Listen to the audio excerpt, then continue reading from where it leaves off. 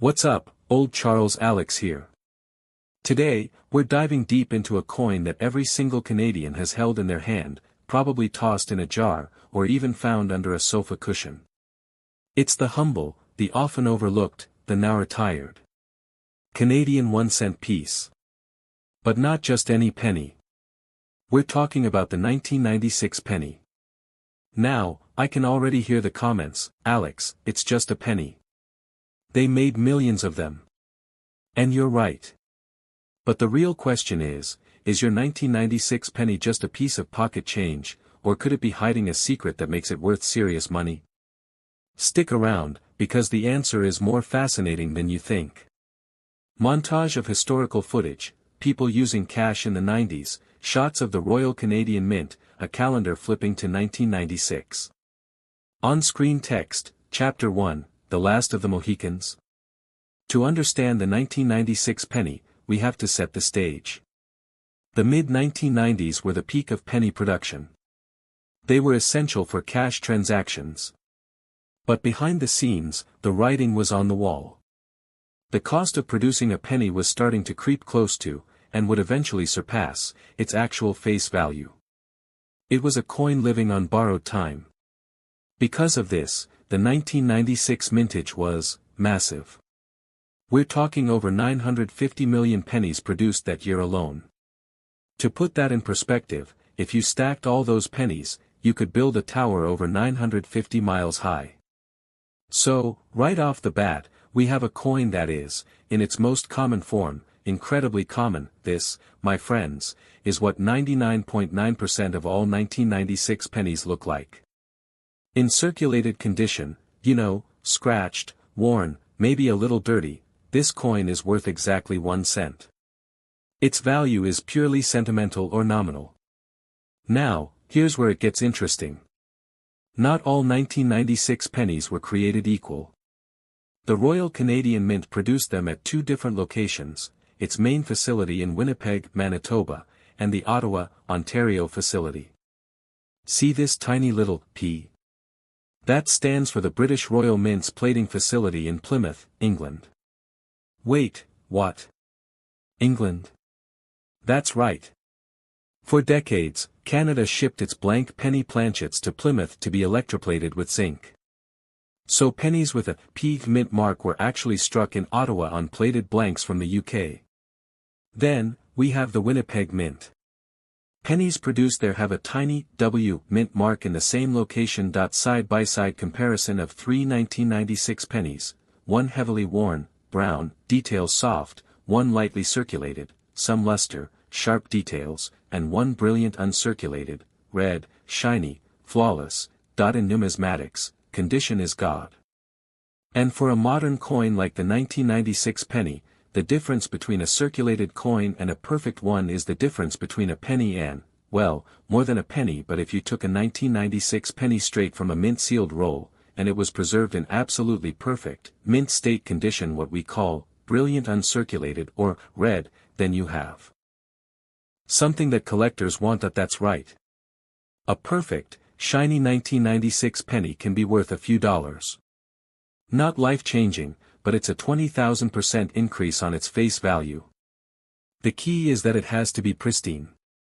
No scratches, no nicks, no fading of its original red color. So, if you have a roll of 1996 pennies tucked away, don't just spend them. Check their condition first. Okay, Canvas crew. You've been patient. This is the moment you've been waiting for. We've talked about the common stuff. Now, let's talk about the 1996 pennies that can be worth hundreds, even thousands of dollars. The real value in modern coins lies in mistakes. The mint is a high-precision factory, but even factories have flaws. And when those flaws slip through quality control, collectors go wild. Extreme close-up comparison. On the left, a normal penny where the A and M in AM of DEI Gratia are clearly separate. On the right, the A and M are touching. First up, a famous variety that also exists in other years, the close AM. On the obverse of the coin, look at the legend around the Queen's head, Dei Gratia Regina. Focus on the AM, in Gratia. On a normal coin, the A and the M have clear, distinct space between them. But on the rare variety, the base of the A and the M are touching or are extremely close. This is caused by a slightly different master die being used. For the 1996 penny, the close AM variety is scarce and highly sought after. In uncirculated condition, this variety can be worth $50 to $200 or more. Super extreme close-up on the Queen's portrait. A graphic outline shows a double or shadow on the earlobe. This one is a bit more subtle but incredibly valuable. It's known as the double ear variety. On a normal coin, the Queen's earlobe is a single, clean curve. On the error coin, there is a distinct doubling or a second, fainter earlobe visible just below the first. This is caused by a misalignment during the hubbing process, creating a doubled image on the die. Finding one of these is like winning the numismatic lottery. A confirmed 1996 double-ear penny in good condition can easily fetch over $1,000 at auction. Shots of dramatically misstruck pennies, one where the design is only half on the coin, another that is oval-shaped. Finally, we have dramatic mechanical errors. An off-center strike, where the blank wasn't seated properly and the design is clipped, can be valuable based on how severe it is. A 10% off-center might be worth $10, but a 50% off-center could be $100 plus. A broad strike, where the coin is struck without the retaining collar, causing it to spread out like a pancake, is also highly collectible. Any 1996 penny with a dramatic error like this is worth far more than 1 cent. So, let's bring it all home. You found a 1996 penny. What do you do? Step 1, check the mint mark, ***, is it a W or a P? The P is slightly less common, but not a major value driver on its own. Step 2, inspect the condition, ***, is it perfect? Yes, it might be worth a few dollars. If it's worn, its numismatic value is 1 cent. Step 3, hunt for errors, ***, this is the most important step. Get a magnifying glass and check the AM. Is it close or touching? Scrutinize the Queen's earlobe. Is it doubled? Look at the coin as a whole. Is the design off-center? Is the shape weird? If you answer yes to any of those, you need to get it authenticated by a professional grading service like PCGS or NGC. The 1996 Canadian penny is a perfect example of why coin collecting is so exciting. It teaches us that history, economics, and a little bit of manufacturing chaos are literally in our pockets every day. It's a common coin that can be uncommon, if you know what to look for. So, go check your coin jars, your old piggy banks, and those drawers full of loose change. You never know what hidden treasure might be waiting. The Canadian 1 cent coin, universally known as the penny, was a small denomination with a long and significant history, mirroring the nation's own economic and cultural development. For over 150 years, it was a constant presence in the pockets and purses of Canadians. Before a unified Canadian currency, the British North American colonies used a chaotic mix of British pounds, shillings, and pence. Spanish and Mexican, pieces of 8, reals. Token coinage issued by private banks. U.S. currency, this system was inefficient and hindered intercolonial trade.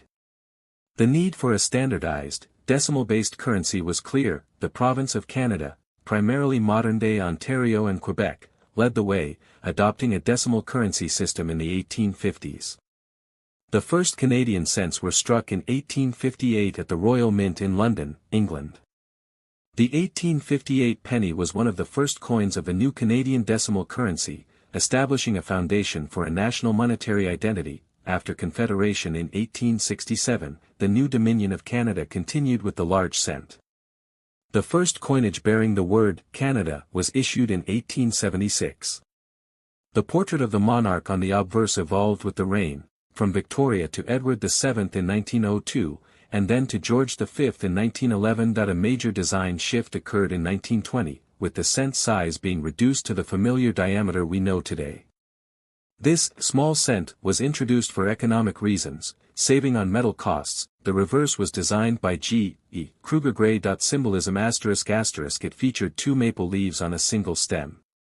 This elegant design earned it the nickname, Wheat Penny, a term borrowed from the U.S. Lincoln cent, though it accurately describes the stalk-like appearance. Timeline ***. This design persisted through the reigns of 3 monarchs, George VI, Elizabeth II. First portrait, 1953 to 1964, and remained unchanged even after her second portrait was introduced in 1965. It was a true constant in Canadian life for 70 years. A pivotal